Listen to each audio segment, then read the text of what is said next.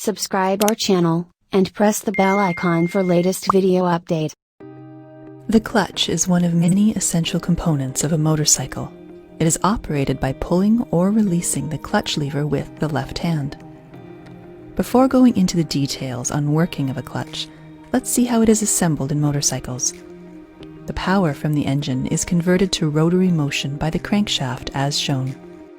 This power is then transferred to clutch housing. The clutch assembly transfers power to the input shaft of the gearbox. The power is then transferred to the output shaft and eventually to the rear wheel of the motorcycle. The clutch assembly itself is a combination of several parts. It consists of a pressure plate held in place by using several springs and screws. This plate presses against the clutch pack. The clutch pack consists of several steel and friction plates placed in alternate positions. The clutch basket and the inner hub are assembled with their axes aligned to the input shaft of the gearbox. Now let's understand how a clutch works. The clutch basket freewheels with respect to the gearbox. The engine power will spin the clutch basket, but it will not transfer any power to the gearbox. However, the inner hub is connected to the input shaft of the gearbox. If we spin this inner hub, then it will also spin the gearbox input shaft.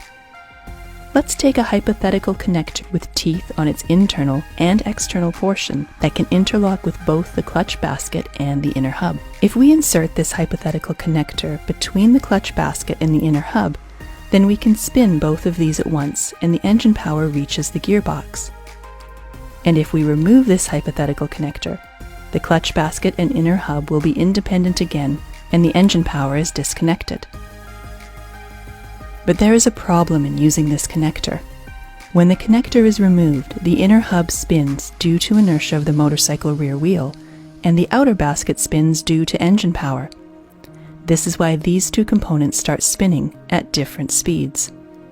In order to interlock with both of these non-synchronized spinning components, the hypothetical connector will have to spin at two different speeds at the same time, which is impossible. For example, if it matches the inner hub speed, then interlocking this connector with the outer basket will be either impossible or too difficult.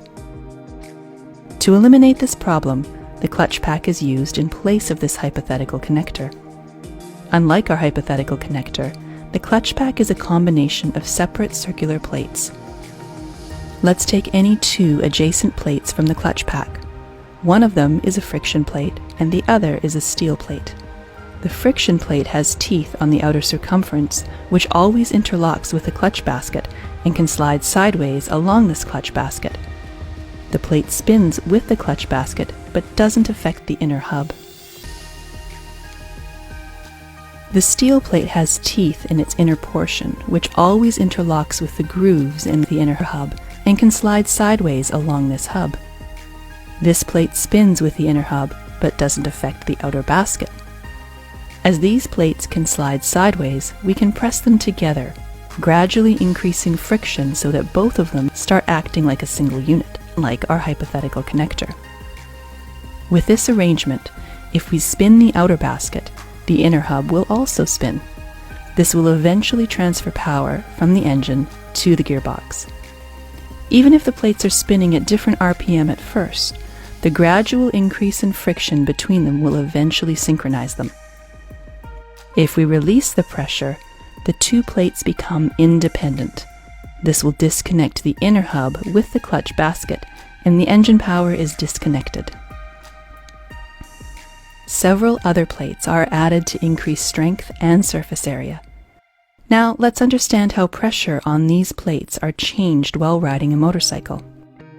We use the pressure plate for this purpose. It has ducted attachments where a set of springs can fit in. A set of retainer bolts are screwed to the inner hub. This causes the spring to compress and apply force on the clutch pack, resulting in sufficient friction between the plates. We can release the pressure on the clutch pack by pushing the pressure plate outwards. We can control this pressure by pulling or releasing the clutch lever. As the clutch lever is pulled or released, a cable or hydraulic system rotates an actuator arm as shown in the animation. This arm presses against the push rod towards the clutch. This rod goes through a duct inside the input shaft and pushes the pressure plate, releasing the pressure on the clutch pack.